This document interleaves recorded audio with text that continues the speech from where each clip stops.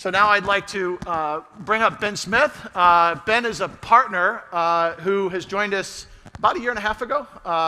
So Ben has a fantastic track record. He started with us in the mid-90s, 95, I think, left in about 2003 as a partner, went on to join the Department of Transportation, has founded 3 companies, and then since rejoining us, has brought a ton of energy to helping us create the sense of culture that we want on the West Coast, and also to help build the high-tech practice. So with that, Ben is going to facilitate the alumni panel. Welcome, Ben.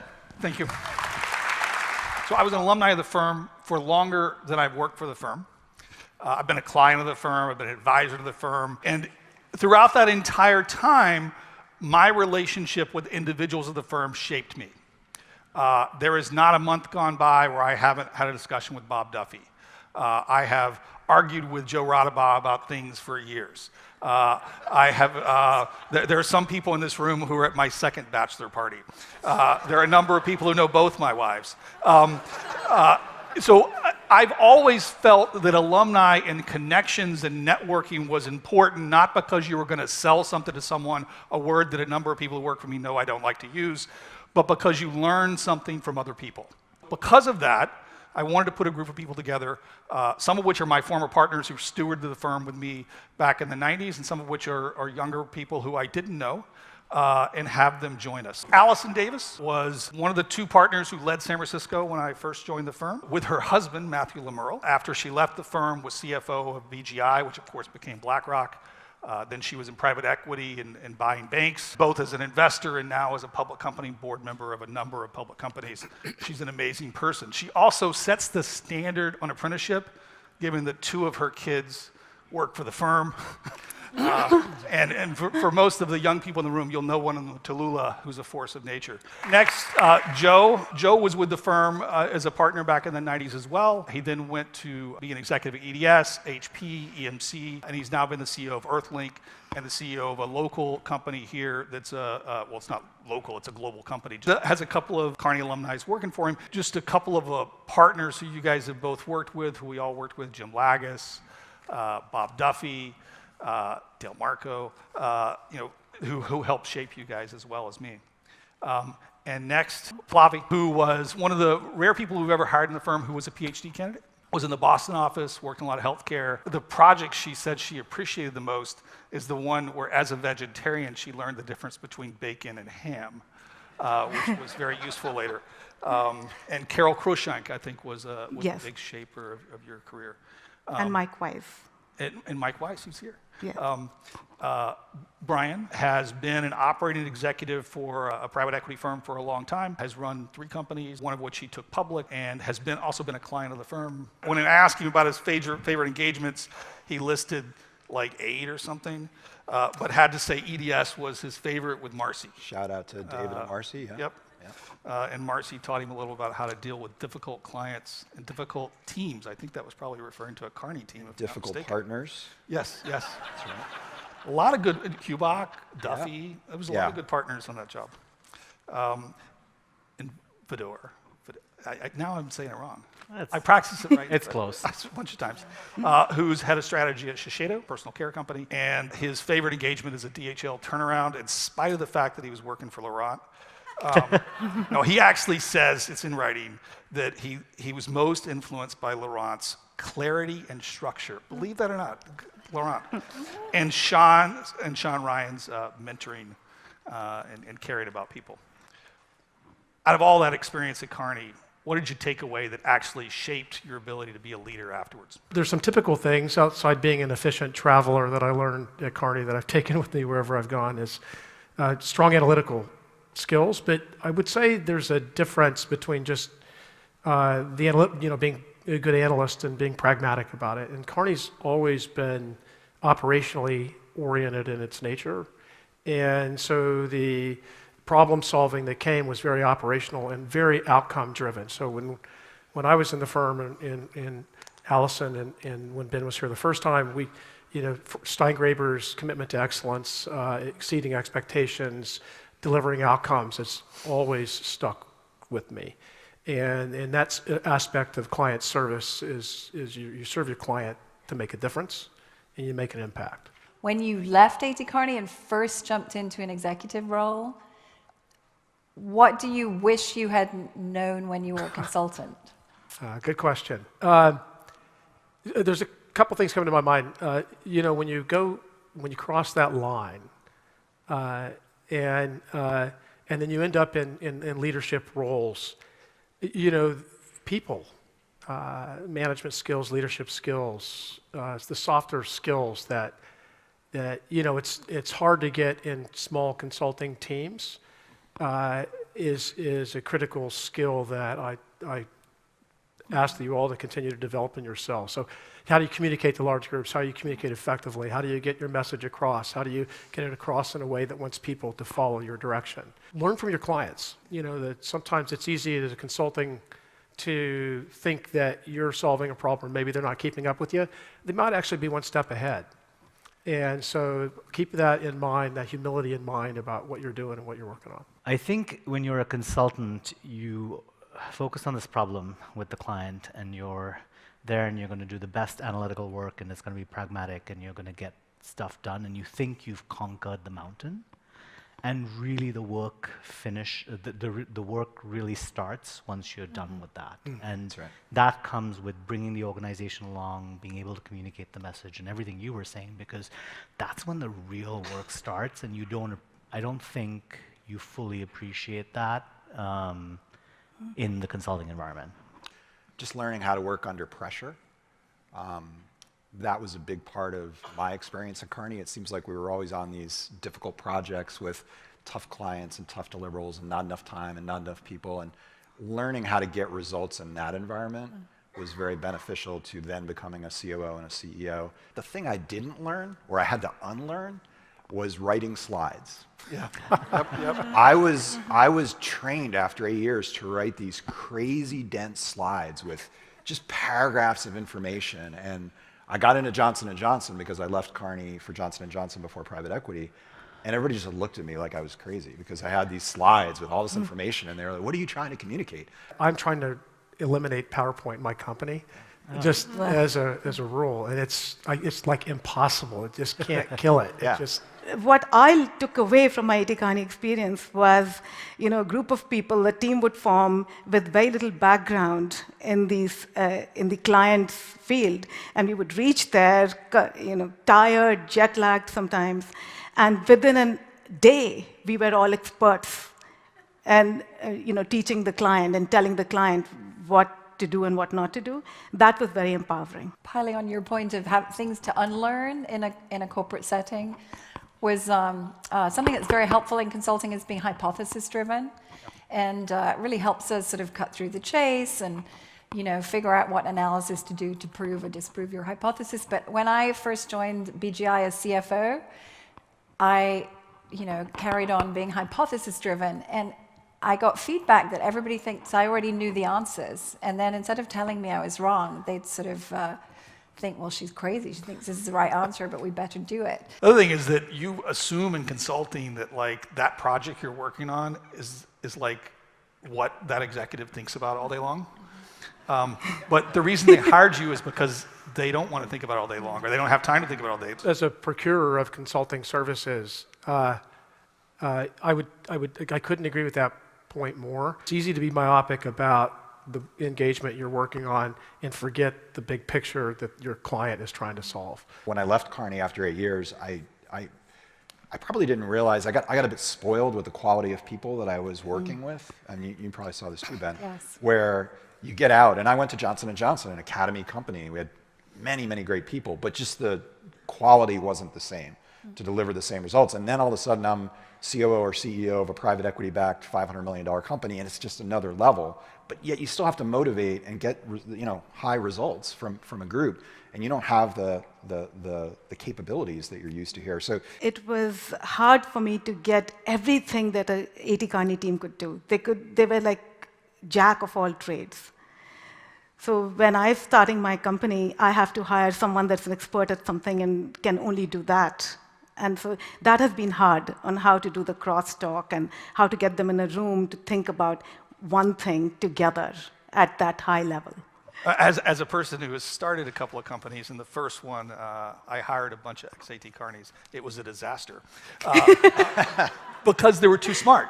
Like when you're starting something, you need a They couple want of everything people done in 10 days. who can set the vision and set the direction. Don't go work you there don't 'cause need you're too smart. I can hear it now, Ben. You can't have too many people who want to be the chief. So there is a Right. balance where Balance you need between- sort of executors. You can't have everybody wanting to be the CEO. You know, I always joke when I started, I said, oh, you know, me and my mighty team of 1. And then it was like me and my mighty team of 2, and now I have 3 people. But a lot of the work gets done with the organization. It gets done with our brands. It gets done with the functions, and you don't have the same caliber of talent there. But what I found is, and this is also the good consulting training, is if you structure the problem you're trying to solve for them, and if you give the right level of direction, they can go do, right? So they can't come to something that's completely unstructured and ambiguous and sift through all of that. But if you say, you know, here's what I need you to go figure out, they're actually like really good people deep into the organization that can go figure that bit out for you. I agree with you that, you know, that people may not have the same scope of experience and talent. I find very talented and smart people that may be more functionally oriented than in terms of the breadth of what they've seen or been exposed to. Just on the opposite side, when you bring ex-consultants in sometime, they're not used to working on narrow areas, whether it be finance function or an operating function or whatever. And so they want to work on corporate-wide, board-level problems, and or maybe have a little sense of entitlement of what they should be available to them in their career. And so that I haven't, you know, in the ex-Kearney people, I think there's a sense of humility in the firm. Because, I spent some time at McKinsey, her old firm, after I left Kearney, and that sense of humility wasn't as pervasive. I agree with that because I spent 7 years at McKinsey as well, and then joined to come to AT Kearney in '93 as part of the team that started the global financial services practice. And it was one of the most dramatic things that was different about this firm was the down-to-earthness, the sense of humility, and the real passion for, you know, not trying to be the smartest person or have the best answer, but to really help your client. When you've worked with other consulting firms, including AT Kearney, what are the things that have driven you crazy and nuts that they've done wrong, and what are the things that have really surprised you and impressed you that have stood out? One of our companies is got a Kearney team, kind of a classic Kearney project, and at a different Golden Gate company, we have the competitor doing kind of ops, global sourcing, supply chain type work, and they are quite different. Watching the two side by side execute, and I have, you know, a good view into both. And I would say that some of the stark differences are that other firm is much larger. It's you know, one of these big accounting plays. There's thousands and thousands. They're tied to audit, and as we go through sourcing and as we go through supply chain work, there's a conservativeness to what they want to do and what they're able to do that I don't see from the Kearney team. I find that the Kearney team can be a little bit more aggressive. I also think that there's more variation in terms of the skills and the people that other firm is bringing versus the Kearney team tends to be pretty focused. Everybody's background is right there. I've actually twice on the other project had to ask the partner, could we remove that particular individual? It's just not working out. I don't see their skill set. I don't want this to be a training exercise for people who have sort of no business doing this kind of work. But I like that firm. I'll sort of plug. I like the fact that I can, in private equity, tying your deliverables to your underwriting and to your lending agreements is very important. And that's the one thing I can't do with Kearney. So I have to take all the Kearney results and get an accounting firm to look at it and bless it. What I find is the firms that tend to staff smart but junior are just firms where it doesn't work. And they're really, really smart kids, and they can do like really great analytics, and they can crunch to your data, but they have absolutely no connection to the big picture and what the business needs. There's partners, you see them when you're going through the pitch or the kickoff or whatever, and then you barely see them again until steering committees, and it just doesn't bring the same depth of expertise to a problem that's needed before you can connect the dots on the data that you have. And then the other thing tied to that a little bit is when you do get too arrogant as a consultant, and you think you really know this, and it really doesn't matter how long you've been doing chirp or whatever it is, your area of focus is, that you have to give credit to the client to some extent, that they've run this business for 15, 20, whatever number of years it is. And if you're not an active listener, then you miss it. You know, like you said, I mean, some of the partners in other firms show up, sound like they were fully informed and engaged all along, and you ask them 17 questions and they fall apart, or it goes back down, and the quality of the work suffers because the senior people have not been engaged at an operating level. And one thing A.T. Kearney, I think, really does well and is differentiated, and you don't often see, is being willing to have courageous conversations with the client. So I love it if a partner will come and say to the CEO or even a board director or the appropriate person, this is not really going well, or it's going fine, but we could do so much better if, and we've messed up, or you've messed, you know, let's just look at this now and try and fix it or do something differently before it gets too late. You don't see that very often. You may not realize, but when these other firms call on you as a client, they always roll out the ex-Kearney person that they think knows you. Yeah. It happened once that they rolled out, they being the competitor, rolled out someone who I remembered, and this particular individual was a partner in Kearney in like 1997, and he rejected my expense report. And to this day, I am still pissed off about it. There was no way we were giving them a project. I will look towards companies that have subject matter expertise, because it's all in the healthcare space and genomics. And I know that there are a few consulting firms that are really investing in biotech subject matter experts and in data scientists and all. So I was really happy to hear that with this recent acquisition with the data scientists at A.T. Kearney. On that note, so one of the things that's changed in the time period, certainly from when we were all with the firm, is data and technology. I can remember an associate for me building an analysis where he had to go to the library, pull microfiche, and pull PC pricing for the past 4 years. Doug Kilpone, the guy did this, and put it in a spreadsheet. And now you have an explosion of data and technology. What has changed in terms of how you run your business over the last 20 years because of this access to technology and data? You know, there are legacy companies that sort of grew up before this dramatic change and new technologies and, you know, massive ability to mine data. And then there are the new companies that grew up as natives in that space. And it's a real divide.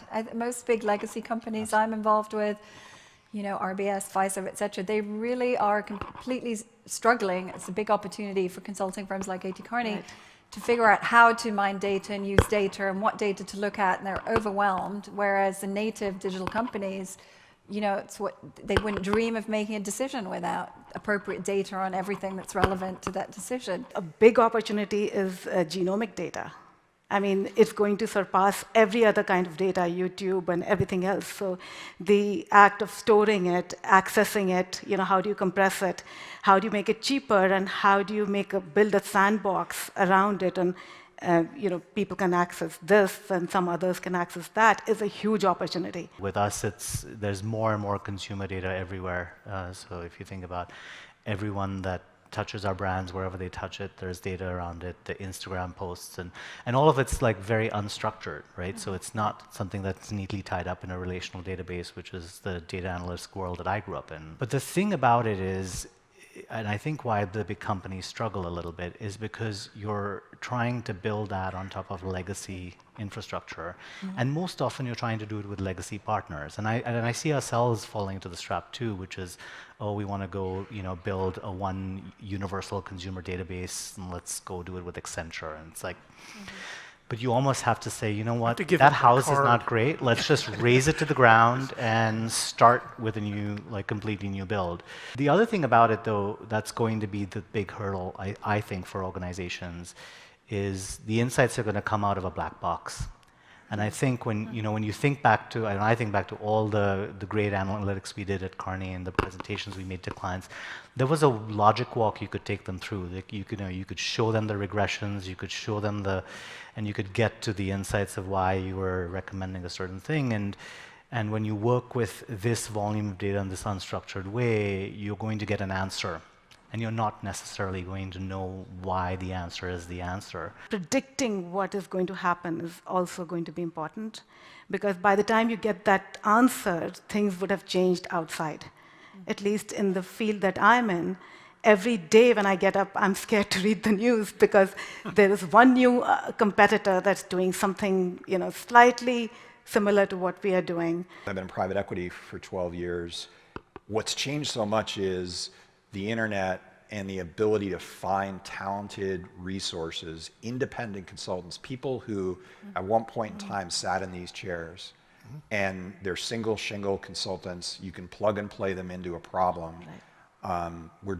We're using them, working with them, I should say, a lot more, and it's a lot easier to find them than it was 12 years ago. 12 years ago, it was if you had a big problem and you couldn't figure it out, you had to go get the consulting firm. Not that there isn't a place for A.T. Kearney, of course there is. I mean, I wouldn't have the project we have right now if there wasn't, but it's changed the landscape. It's changed the landscape such that people can do this on an independent basis much easier, and we can find them much easier. So the other thing that's sort of we've all gone through and over the last 20 years or whatever is the change in sort of the working environment, whether it's the diversity changes or behavior that might have been acceptable as wrong as it was 25 years ago, not being acceptable today. How have you guys seen that change happen in the industry? When I think of diversity, it's the diversity of thought that I want in a company. I don't want everyone to agree with me because then I feel like I'm wasting the money on their salaries. I always like people to disagree and offer the other point of view. The point of view is the better the discussion. I think the tipping point has been reached maybe several years ago on this, the recognition that diverse teams create better value, better outcomes, and reduce risk, actually, than teams that all look and feel the same and have the same background. Now I think there's hardly a company, a leadership team, a board of directors that wouldn't accept that that's the case. So executing on building a diverse company that welcomes everyone to bring their best selves to the table, that's a challenge. But it feels to me, sitting in boardrooms all over the world, that it's now acknowledged that it will hurt your performance, and more importantly, it creates risk for a company that doesn't have a diverse team. You've got blind spots. I think there's enough information and study that's been done that says the economics are better when you have a diverse workforce in a variety of different capacities. But we're having to use outcome metrics to force the change upstream, right? So we're looking at pay ratios. We're looking, in kind of mix of employees as percent of everything. So it's a classic kind of problem that we're having, couldn't get it done any other way. So people are now examining from a regulatory perspective and an outside-in perspective outcome metrics like, equal pay for every role, percentage of people in leadership roles. We have to report in some countries on all that now. And I think that's just a matter of time before we start reporting on more officially those things in the US. And I think those are creating positive change upstream, but it's a shame that it's kind of taken that kind of a focus at the end to drive the change back into the organizations. What I find is the biggest barrier to it and actually executing it is when you're in the situation like I was in 2011 with being CEO of US Silica. You become CEO of a $500 million company, and it's like winning the lottery in some sense, because every person who you ever knew who's sort of out there in the working world wants to figure out how they can come in and join you on that. And the temptation as a CEO is to hire a bunch of people you've worked with in the past, right? And I actually, when I became CEO, had a pretty empty management team. The management team left with the former CEO. So I had 8 or 9 positions. And I could have just populated it with 8 or 9 people that I knew from my past. And I made a conscious decision. I said, you know what, going back to your point, there's no way we're going to get diversity of thought if I'm going to hire 9 people I used to work with. I don't even want to hire 1 person I used to work with, because then that person is my favorite. I want all 9 people to be on the same page with me and come in for the same reasons. And I did that. And I think, the US Silica IPO speaks for itself, and that whole management team that I put together is exactly still there. The next level is joy in the workplace. Like, I think that's so exciting that A.T. Kearney is setting that bar. 10 years ago, most companies looked at how we could make money. Now there's really soul digging at big companies to why do we exist? Are we doing something useful? right, yeah, we might be able to make lots of money, but are we serving a useful purpose? What is the meaningful purpose of our company? How do you balance that with the need? I mean, because you can say, hey, I want to be a happy, feel-good company, but if your stock drops by half, you got to get a good job. Perfect example. Well, I think you take a long-term view, right? You start out doing something that you're passionate about, that you think will fix a problem that you see. And you take the wager that if you fix that problem, there will be money that will come. I get the kick out of changing a big problem that I see. So for me, that would be enough, but I have to pay my people and also. These days, if you're a company that makes lots of money but isn't doing something important, it's hard to attract talent. It's, It's hard to keep talent, even if you've attracted them. They're always wanting to do meaningful things, these young people. So you have to give them something meaningful to do. When we were growing up, we just wanted the paycheck. But I think the younger folks really are all about meaning. You've got a whole generation that cares about what they value as individuals versus, brands or things like that. And so you have to have your company represent that, and so they come work for you and you get great talent, but they're also your consumers, and it is a virtuous circle. And if you don't believe in something, by the way, you can't fake it either. You can't just wake up and say, hey, now I'm going to be about doing good for poor people in Southeast. No, you can't just wake up and be that. So with that, I know we're going to have some questions from the audience. What do you wish you had taken advantage of while you were at A.T. Kearney?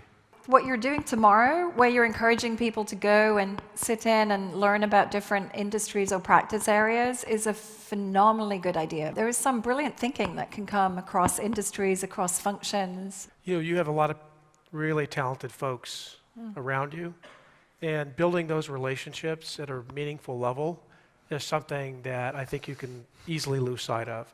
So it's easy to get caught up on progression or off on the next engagement or whatever your career aspirations are. I wish I had kept in touch with all those people. I'm wondering what perspective you guys have gained in industry that has helped you be successful in recruiting and retaining a diverse workforce. I recruit in the technology industry, and it's not the easiest industry to get a diverse workforce in, especially in some functions. So when we recruit now, there's we always make sure there's a diverse slate of candidates for every role we're recruiting for. It's a way to force the dialogue, and it doesn't dumb down this process, but it may extend it, and we just have to be more patient with some of the recruiting activities, because it's like this: that person's qualified, therefore hire him to move fast. At the same time, you're just going to perpetuate the same thinking, the same problem, the same, you're not going to have a diverse thought. The best firms I've seen do this have, rolled their sleeves up, done the hard, gritty work, and gone out and grabbed and embraced the high potential future leaders, not just hope that they would still be there and bubble up 5 years from now.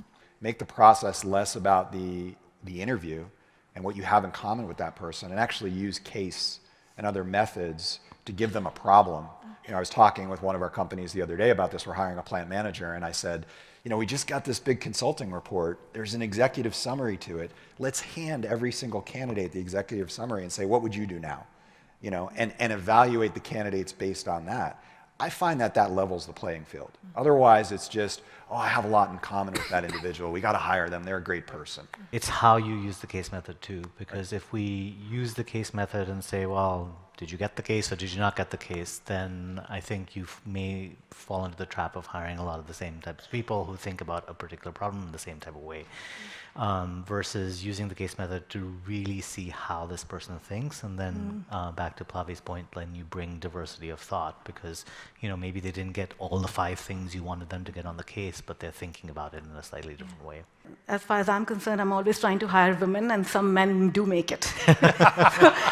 I think I've been diverse. How do you sustain talent through the ranks, right? Because when we read about diversity in a lot of different places, it's not that there's not enough diverse talent coming in at lower levels, it's how the diverse talent bubbles up to the CEO, CFO, CPO partner, principal, and all kinds of levels when we think about that? Getting diversity is not the biggest challenge in my business. When you're in beauty, it's very, very diverse, culturally, backgrounds. 70% of our leadership team is women, so for the first time I'm always in a room and I'm the minority. You know, LGBT, like Lord knows all of our makeup artists are gay. I mean, it's not the hardest thing to attract the talent, but you raise a very good point, because despite the fact that we have, I want to say, at least 60% of our organization in the Americas, and I can only speak to our region, is women. It is a real challenge to then, even within that environment, develop and build and retain this talent. And what our company is doing is exactly what Allison said, is it's got to start from the top down, right? So there may be an associate marketer or an analyst or somebody in finance, and they need to know that there is a role for them in the organization, the bigger organization. There's a career path for them, and there is a connection that they have with leadership. And it's, you know, it's not just our leadership team, but it's, you know, our direct reports and probably a level below. But having that connection to feel like they're part of something and they want to continue to be part of something. And I think all too often, like, when you do it by committees and you do it by metrics, you kind of go down and you're like, oh, well, we grew women 24% this year, check, you know, and you lose sight of that's not what people are there for. They're not there to look around the room and see 20 other people like them. They're there to make a connection with those individuals. And well, that plays into the fact that we have to face up to the fact that you know, women do go through certain things. As having kids, you know, since last time I checked, the women gave birth to the whole entire world. So I think they do need to take a few. They need to take a few breaks, and they need some flexibility. So I think they have to feel it. You know, it's not about what the company is doing. They have to feel that it's understood. It's not something that's hidden and it's in the background. There's a very practical set of things you have to do too. You have to have policies that you know, encourage whether it's maternity leave or paternity leave for that matter. I mean, yes, I think that has to be permanent. Paternity leave has to be taken, because that, you know, levels the playing field. But making that real and not hurting their career progression is where it gets trickier.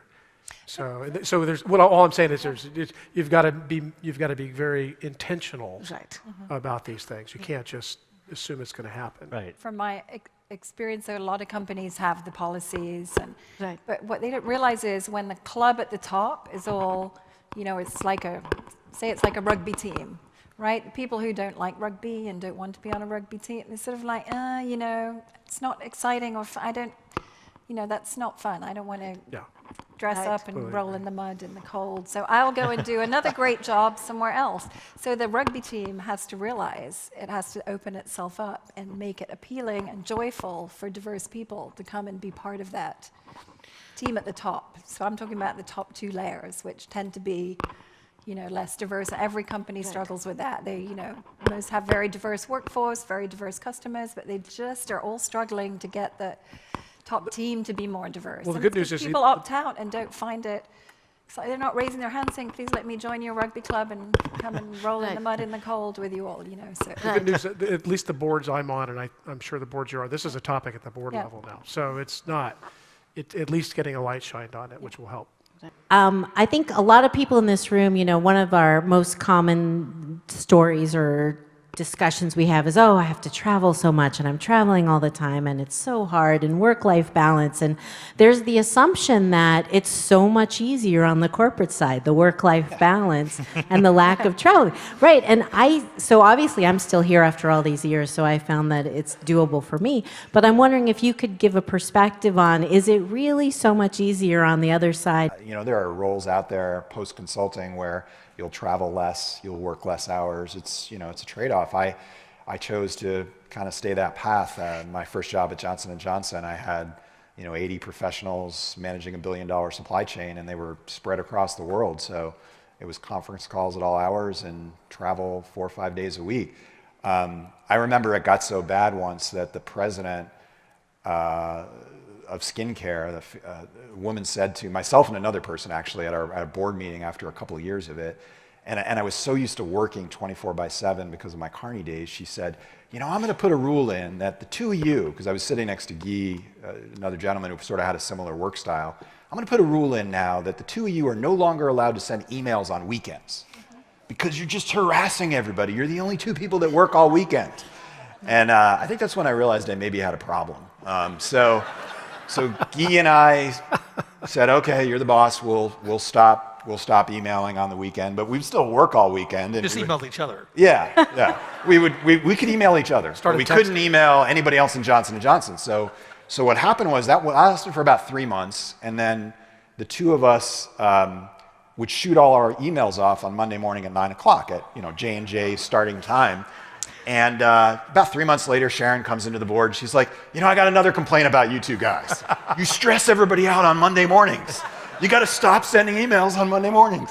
So, you just realize that if you choose that path. There are things a company can do, right? So we have a very robust work from home and remote work policy where we use video like it's a religion. We use Zoom for almost every meeting, and so we don't force as much travel but we do expect participation, and we want people to participate visually wherever possible because we think that adds something to the behavior or the accomplishment of the meeting. So you can do things in the company to facilitate the amount of road warriorness, if you will, that are accommodate people with different objectives. I've worked with a lot of very successful CEOs of global companies, and some of them are completely manic, setting a tone at the top that you're always on the move, and everyone is, and everyone works all the time. And as a result, thousands and tens of thousands of people's lives is turned up by that. And there are very successful CEOs who are more calm and are incredibly effective during the course of a year, because what do you need to do as CEO? Put a good team in place, build a vision, make sure it gets executed. And they don't run around like crazy people, and they are home for family dinner. And they build a company that is more calm, less manic, less crazy. So I think everyone needs to own their own, sense of joy and effectiveness. And people just get scared, like, oh, if I don't come in on Sunday, my boss will be upset with me. Well, maybe that he will be, but if you do a great job during the course of a year and the company fires you, well, then there'll be another company, if you're doing a great job, that would love to have you. So I think we should all own our own. Sometimes it takes courageous actions or courageous decisions. And there's nothing easy out there, right? You're either going to take risk, you're going to work hard, or somehow you're magically a genius, which I'm not. And I've had a lot of people come out of consulting in my career who are like, oh, I want to take it easy, I'm going to go work at YouTube. And I'm like, do you think those people don't work? It's a hard, there's a lot of challenge there. The balance is a different issue. I've had an office 3 blocks from my house for 4 years. That was awesome. But there's a difference between not traveling and that doesn't mean you're not thinking about it 24 hours a day. And when you're in the operating world, and those people you're laying off are your people. If you don't meet the quota, those are your people. And it's a completely different experience than what you experience in the consulting world, where you can do that report. There's a page at the end with 2,375 people who are getting laid off, and you're like, oh, let's go have a beer. Those are your people. It's a very different situation as an operator. I think you have to ask yourself, what are the things you want to trade off? Because what you've heard here, clearly, and we can all talk about our experiences, there is no one experience on the other side. They're all very, very different, and it depends on what you choose to do. And yes, there's probably a lazy river versus the rapid level 5, but you don't want to be on a lazy river. If you wanted to be on a lazy river, you wouldn't be at AT Kearney, right? So you have to decide what are the things you trade off. And so if travel is the big thing you want to trade off, then you have to find that opportunity that trades that off. Because what I will say is that you don't appreciate this until you leave, but consulting actually gives you a lot of flexibility in some ways. I know this sounds counterintuitive, but it does give you flexibility that sometimes the corporate world does not afford, and it's just something to think about, whether that's in between engagements and even while you're on an engagement, like Friday afternoons you alluded to. I mean, there's pockets of things that you can work with. So thank you, and I think what thank you. What I want to encourage everybody in the audience to do is that this conversation is exactly what you can have on your own instead of sitting in your room watching Netflix at night when you're on the road. There are alumni all over this globe, in any city, even San Antonio. There are alumni everywhere, and take the time to reach out and have these kind of conversations with them versus watching Netflix or whatever you do at night, working on a new deck. So thank you.